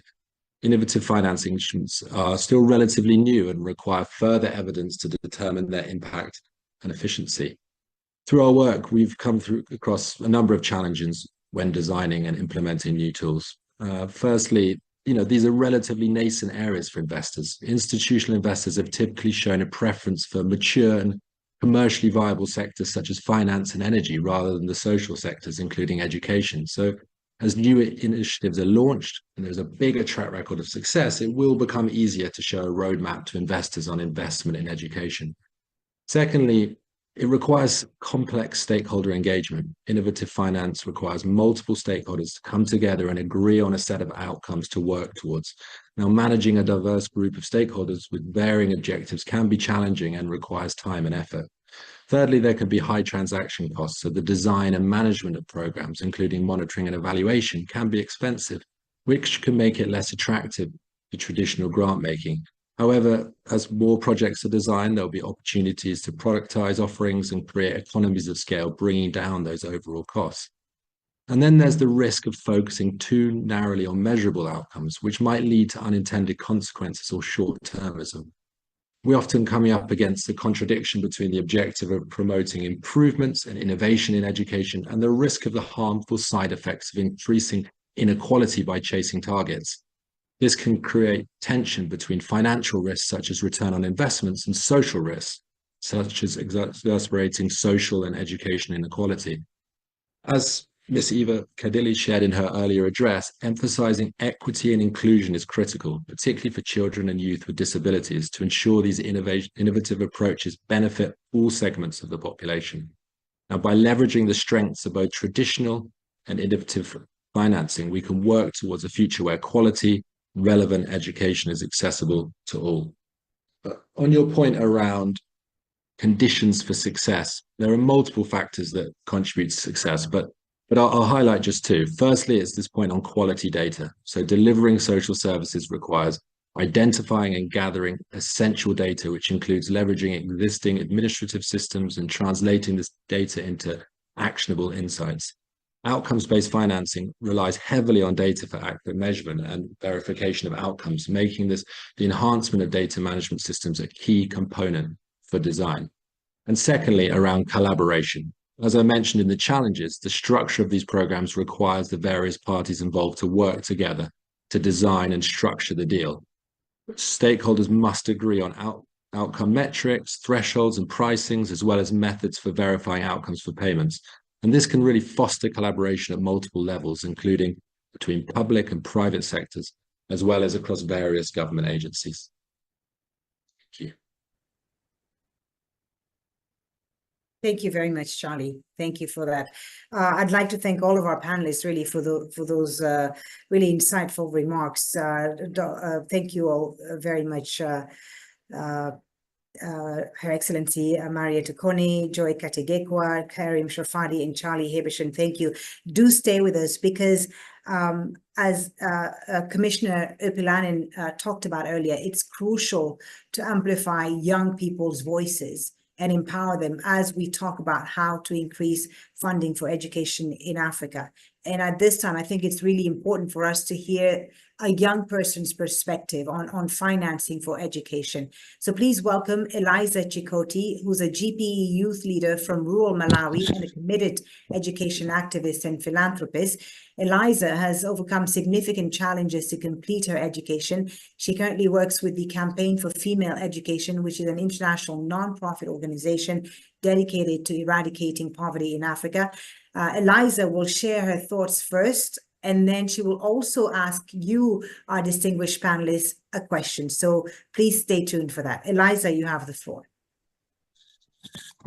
Thank you so much, Fai, and thank you so much, everyone, for giving me this opportunity. Apologies, my voice is low due to cough, but I hope you can hear me. So as mentioned, thank you. So as mentioned, my name is Eliza Chikoti. I'm 20 from Malawi. I'm a GP youth leader, but I'm also a member of Comfort Association. This is a network of young women who were supported through school by Comfort. So I received my education support from Comfort at a time when I was at the verge of dropping out of school due to lack of school necessities. And through the support that I received from Comfort, I managed to complete my education, a thing that I never thought of. But because of the Comfort support, I was able to complete my education. And now I'm an empowered young woman. I'm able to support other vulnerable children in school. And I'm also able to contribute towards the development of my community, which is a rural community now. But I'm able to support in the development process because I got the education support. And also I sit in decision-making platforms and I advocate for girls' education. So I'm a testimony of girls' education financiers. Currently, as you mentioned, I'm working with Comfort as the programs officer responsible for coordinating provision of bursary support to vulnerable girls. So in my work with girls, I've seen an increased interest for school, both from children themselves, but also from parents and caregivers. And our partnership with government at all levels, starting from community, district, and national level, and our partnership with schools and school structures have improved retention and access to school for both girls and boys. However, teenage pregnancies are increasing each and every day because of an increase in poverty levels. And climate change is also affecting us, especially in the field of food security, which now has become the main focus of caregivers. They are more focused on finding what to eat and not necessarily maybe supporting the children to go to school. And this has contributed to an increase in dropout rates of school-going children because they lack support. And this is one reason why financing for education is very key in as far as access to education for rural children is concerned. So personally, as other speakers have already alluded to, I believe that education is the only way of tackling most of the challenges we are facing in Africa. We are talking of climate change, We are talking of high unemployment rate, which has already been highlighted. We are talking of food insecurity and all other problems that we are facing in Africa. I believe that we can better tackle these challenges through education. So in the context of CAMFED and CAMFED Alumni Network, where I belong, one of the innovative financing model we are using is what we call multiplier effect model. In this model, girls who got support from CAMFED, we call them CAMA members, CAMFED Association members, they give back the opportunity they received from CAMFED in supporting other vulnerable children in school. So we do this as personal philanthropy, but also we combine and contribute our resources together and support other more vulnerable children in school. Currently, we are more than 250,000 across Africa, and each one of us, we are supporting an average of 4 children in school with both social and material support. And apart from that, we are also supporting other grassroots fundraising activities. I'll give you an example of a community where I come from. In partnership and collaboration with traditional chiefs and communities, we formulated bylaws related to education. So every person who breaches these bylaws pays a fine. And we use these fines even to support more vulnerable children who are at the verge of dropping out of school, like the case I was. And apart from that, we also do other philanthropic and fundraising activities. For example, we use sporting activities to raise funds for vulnerable children. We do cultural and smart days in schools just to make sure that we are able to bring together resources to support those children who are in need of the support and provide them with school materials and school fees for them to stay in school and to thrive and to be able to complete their education. So as an empowered young woman, I've now become part of the solution. And it's through innovative mechanisms that we are doing, I give my time to communities to also fight the social and cultural norms that affect girls' education. So looking at my experience, there is still a lot of gap in terms of financing. I then call upon more conversations like these ones and more actions that incorporates the voice of the youth, as the other speakers have already said, and also involves governments, the private sector, the communities, individuals, to increase innovative financing for education. This is the only way to go in as much as we want to eliminate the challenges that are in Africa. Before I conclude, as you already given me a platform to ask a question, my question to the panelists is that, what role do you see young people like myself playing in implementing and promoting the innovative financing for education we are talking about? Thank you so much. Elisa, thank you so much for your powerful statement. Thank you for your remarks. An empowered young woman who's doing quite a lot, supporting other children in pursuing their education. So Eliza, as you heard, they had a question, and we're going to put that question to the minister from Côte d'Ivoire. Madame la ministre connaît Elisa qu'on a entendue, a une question pour vous. Et cette question, c'est de savoir quel rôle les jeunes peuvent jouer aujourd'hui dans la mise en œuvre, dans la prise de décision et la promotion d'un financement innovant et équitable de l'éducation.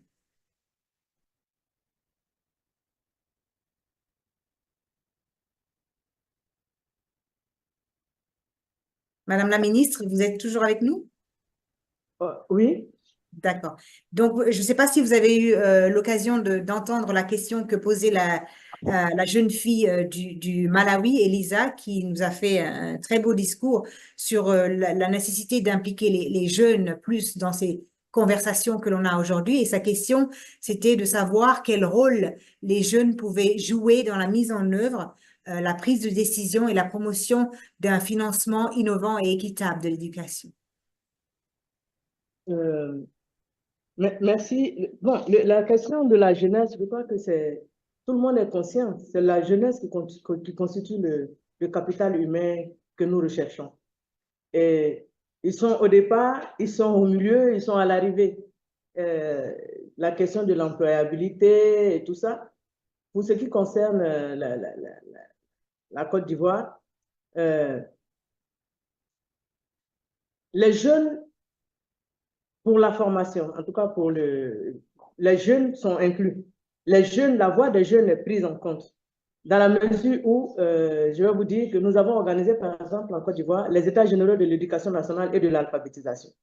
La réforme qui est en train d'être mise en œuvre, ou du moins les recommandations issues de ces États généraux qui sont en train d'être mises en œuvre, ce sont des recommandations qui émanent de tous les Ivoiriens, tous les amis de la Côte d'Ivoire, tous les partenaires. Et dans ce groupe, il y a la jeunesse. Nous avons donné la parole aux jeunes. Ce sont les jeunes qui ont dit les problèmes et les difficultés qu'ils rencontrent. Les jeunes, élèves ou non. Ça a été vraiment une expérience enrichissante pour la Côte d'Ivoire dans la mesure où c'était une expérience participative et inclusive, y compris donc la jeunesse. Et j'encourage les autres pays à organiser des États généraux de l'éducation nationale parce que la voix des jeunes est comprise, la voix des jeunes est entendue et tout ce que nous sommes en train d'implémenter comprend la voix de la jeunesse en termes d'amélioration des premiers apprentissages, en termes de valorisation de la profession enseignante, en termes de promotion de l'éducation numérique, parce qu'aujourd'hui, les jeunes, c'est vraiment l'éducation numérique. C'est un boom qu'on a constaté avec Covid. En termes d'amélioration de l'éducation non formelle, parce qu'on a plusieurs jeunes qui ne savent pas lire et écrire, qui parlent peut-être le français, mais qui ne savent pas lire et écrire, qui ne savent pas compter en écrivant. Donc, tout cela, je pense que je vais me limiter à ça pour dire que la voix des jeunes, elle est importante. Et pour ce qui est des réformes en cours en Côte d'Ivoire, la voix des jeunes est incluse. Jeunes est importante et doit être incluse dans la discussion sur les réformes en cours. Merci beaucoup, Madame la Ministre. Monsieur Charfardi, la même question. Donc, Elisa a posé cette question de savoir quel rôle les jeunes peuvent jouer dans la mise en œuvre et la prise de décision dans la promotion d'un financement innovant et équitable de l'éducation. Que pensez-vous du rôle que les jeunes peuvent jouer et quel rôle les jeunes jouent-ils aujourd'hui en Tunisie? Ok. Je pense que les jeunes jouent un rôle crucial dans la prise de décision et la promotion du financement innovant pour l'éducation. En encourageant leur implication active dans les processus de gouvernance locale et en utilisant les médias sociaux, ils contribuent à sensibiliser la société et à mobiliser les citoyens autour de ces enjeux. Leur engagement dans des associations et des organisations locales ou internationales pousse également les décideurs à moderniser les programmes éducatifs et à rechercher des solutions de financement plus créatives et durables, en leur offrant plus d'opportunités de participer. On leur permet de contribuer de manière significative et à l'amélioration du système éducatif. Merci. Merci beaucoup, Monsieur Charfardi, pour vos propos. Merci à vous. So we also have questions. You'll recall that at the beginning of our session, I kindly asked our audience, which is with us today, to put in comments or questions that they have to our panelists. And we've got a few here. Dr. Joy, I'm going to put this one to you. This is a question that's come from our audience, which says, we have focused a lot on basic education for a long time. With increases in school completion rates, where are we situating higher tertiary education funding? Dr. Joy, your thoughts about that? Very much. Thank you very much, Folly, for that. Let me start by recognizing Elisa for your leadership. Please continue what you're doing. We're highly inspired. Where do we go from here in terms of the funding? I think this is precisely the conversation that we've been having through today. The idea that we have to find innovative ways to make money available to governments, but also to private sector to ensure that we advance in education. And I guess just to reiterate two examples from the bank in terms of financing to governments, I gave examples at the start with Nigeria, with Rwanda. We've also made financing available to Chad, to support increasing, not just education in its traditional sense, but knowledge, skills, etc., TVET, and so on, especially for women. And I think that's crucial. When you talk about all of these other initiatives, like the one I spoke about in terms of getting young people sort of employable and productive, the SEPA initiative, that's precisely about TVET. When we talk about issues around coding for employment, that is also about TVET. When we talk about this great initiative that Commissioner spoke about at the start, which is the African Education, Science, Technology, and Innovation Fund, that is also very much in the direction of building a knowledge-based economy and TVET capabilities across Africa. Suffice to say that initiatives are growing. What I pick up from all of this is also the need for more listening costs. I thoroughly enjoyed listening to Eliza, and I think both Eliza and the person who asked the question, these are spaces that we need to go to more, to listen, so that whatever we come up with speaks the language of the young people and is responding specifically to their needs. Thank you. Indeed. Thank you very much, Dr. Joy, for that. Charlie, I have a question here for you, which is directly linked to what you were telling us earlier, to your statement earlier. The question is, what does Mr. Charlie mean by funding pockets to be created in the ministries of education? I know you addressed this earlier, but perhaps to reiterate what you mean by this and how this can be effective. Sure. Yeah, so traditionally, a ministry will develop a budget based on outputs, and this will cover costs such as teacher salaries, equipment, and infrastructure. However, as governments, such as the government in Sierra Leone, shift to some outcome-based funding, they're starting to put aside a small part of the budget to pay for outcomes. And these pockets of funding then are only then paid if the service providers achieve the agreed outcomes in schools. And that really does play to this point that we were making earlier around how innovative financing can allow really efficient use of government funding to achieve education outcomes. Okay, great. Thank you very much for your responses to all of our panelists, those very thoughtful questions from both Elisa and from our audience as well. Now, before I hand it back to Professor Belusine to close our session, we've just got a few minutes left. I'd like to invite each one of our panelists to give us their just last words, just a few words of recommendations before we close in about 30 seconds or so on how innovative financing can be best implemented to transform education across the African continent. Madame la Ministre, je vais venir à vous peut-être pour un dernier mot, un dernier conseil à laisser nos invités sur le financement innovatif. Quelle serait votre recommandation principale aujourd'hui pour l'améliorer?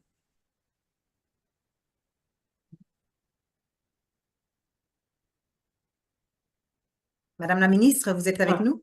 Ok, oui, je suis là. Juste en 30 secondes, juste un dernier mot. En 30 secondes, je voudrais dire qu'avec tout ce que nous avons énuméré, face aux défis qui sont liés à l'accès équitable et égalitaire, et aussi face aux défis de la qualité de l'éducation que nous avons choisi comme option, les mécanismes de financement dont nous avons parlé ici doivent être exploités dans des cadres juridiques et légaux appropriés.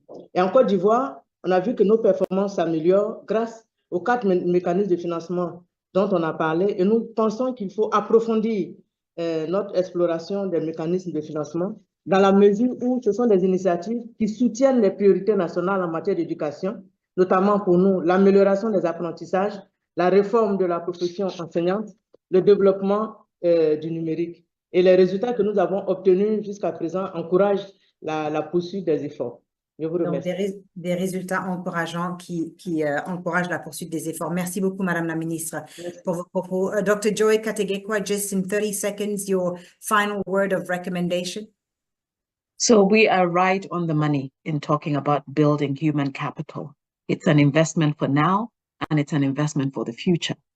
So in order to succeed in innovative financing in this area, the call to action is let's think of innovative ways to capitalize these multilateral development banks, because as we have more, we can do more with governments and with all other stakeholders. Thank you. All right. In order to succeed, we need to capitalize more on multilateral institutions like the African Development Bank. Thank you so much, Dr. Joy Kategekwa, for that. Monsieur Karim Charfadi, Un dernier mot pour clore, pour conclure, une recommandation, un conseil peut-être? Nous espérons améliorer dans le futur le système éducatif en Tunisie vers une éducation durable et équitable avec un financement innovant et durable. Merci. Merci, Monsieur Shafadi. Charlie, your last thought, your call to action, if you will. Sure. So I think, yeah, innovative finance, hopefully today we've seen that it has the potential to mobilize additional resources and improve outcomes. It allows for greater flexibility and innovation in program design, but also there are challenges and risks do remain. So I hope the audience can leave today excited by the opportunities that it can bring to drive educational transformation, but also aware that it's not a one-size-fits-all solution and that really careful design, implementation, and monitoring are crucial if we're going to realize its benefits.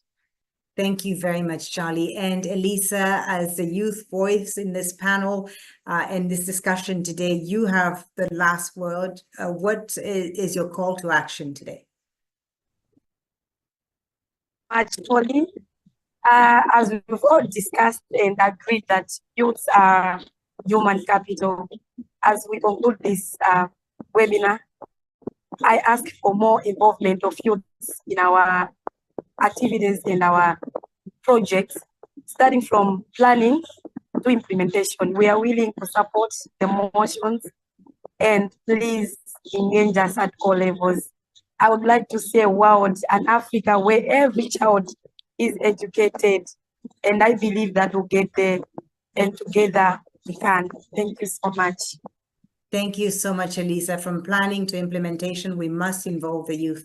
Thank you all very much to our distinguished thought leaders for those final words. Thank you for your participation today. We are delighted to have explored and gained knowledge on innovative financing and the important role it has in our mission to transform education in Africa in the 21st century. And now to close our webinar, once again, please welcome His Excellency Professor Mohamed Belhossein, the African Union Commissioner in charge of Education, Science and Technology.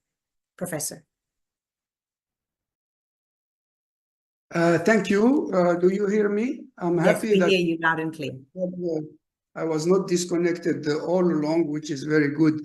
Thank you, Folly. I'm going to speak in French, so those who are want the question, please.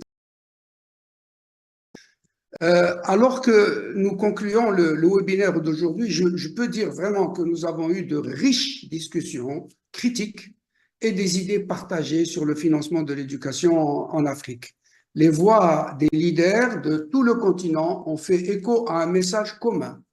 L'éducation n'est pas seulement un droit, mais un outil puissant pour transformer l'avenir de l'Afrique. Les discussions d'aujourd'hui ont clairement montré qu'un financement adéquat et durable est essentiel pour garantir que chaque enfant africain ait accès à une éducation gratuite et de qualité, au moins jusqu'au deuxième cycle de l'enseignement secondaire, quelle que soit sa situation économique ou sociale. Tous les intervenants ont souligné l'importance de l'éducation dans la réalisation de l'agenda 2063 et de l'objectif de développement durable numéro 4. Il nous a été rappelé que l'avenir de l'Afrique dépend de l'investissement dans l'apprentissage, les compétences et les capacités de sa population de jeunes en pleine croissance. L'ampleur de ce changement démographique exige que nous agissions de manière décisive pour combler les déficits structurels de financement et améliorer la qualité et l'accessibilité de l'éducation.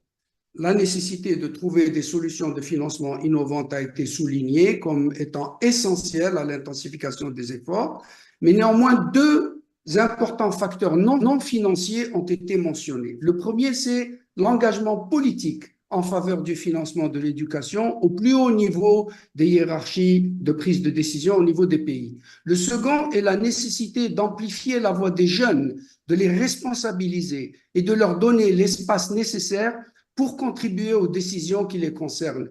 Nous avons eu la chance d'écouter le témoignage d'une jeune et ses perceptions de l'importance du financement de l'éducation, notamment pour les filles. Pour en revenir au financement, nous avons entendu à quel point le retour sur investissement à long terme dans l'éducation est élevé et pourrait atteindre ou dépasser 20%. D'où la possibilité d'explorer des mécanismes mondiaux qui permettraient aux États africains d'obtenir des prêts à long terme à faible taux d'intérêt auprès de banques multilatérales ou bien par le biais de bons obligataires en faveur de l'éducation ou des objectifs de développement durable, ce qui reviendrait à peu près au même, émis par certains pays riches. Nous avons également entendu parler de possibilités de retour d'impôts de l'étranger vers les pays africains lorsque les jeunes Africains se sont expatriés pour travailler dans d'autres régions du monde. Des initiatives afro-africaines telles que le Fonds africain pour l'éducation, la science, la technologie et l'innovation ont été également mentionnées comme un mécanisme de financement intéressant pour soutenir l'éducation et le développement des compétences en Afrique. La nécessaire adéquation formation-emploi a été aussi abordée par plusieurs de nos panélistes et aussi les risques et implications de telles démarches innovantes et les conditions de leur succès ont été mentionnés et on a attiré l'attention sur ces risques et ces conditions de succès. Nous avons entendu des exemples nationaux inspirants de ce qui fonctionne, notamment l'exemple de Tunisie et de Côte d'Ivoire, la nécessité de flexibilité et aussi de transparence dans l'utilisation des finances, de même que l'importance de la collecte régulière de données ont été mentionnées. Il nous appartient maintenant à nous de transformer ces idées en action. Je suis convaincu que la dynamique créée aujourd'hui nous permettra de trouver des solutions concrètes, de débloquer de nouvelles ressources pour l'éducation et de veiller à ce qu'aucun enfant ne soit laissé pour compte.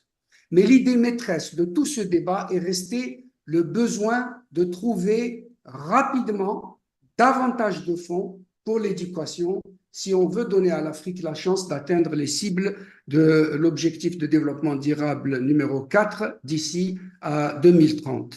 Je tiens à remercier tous les intervenants et tous les participants pour leurs précieuses contributions.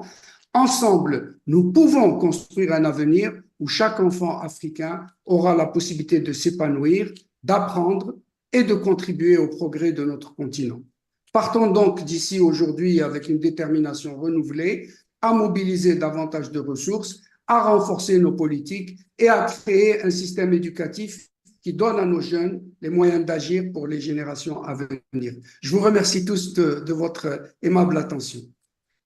Merci beaucoup, Professor Bellocine. Thank you very much to Professor Bellocine for that very comprehensive summary of our session today. And that concludes this third webinar of the series, bringing together thought leaders to explore the big ideas behind transforming education in Africa. I hope you found our discussion as rewarding and as informative as I did.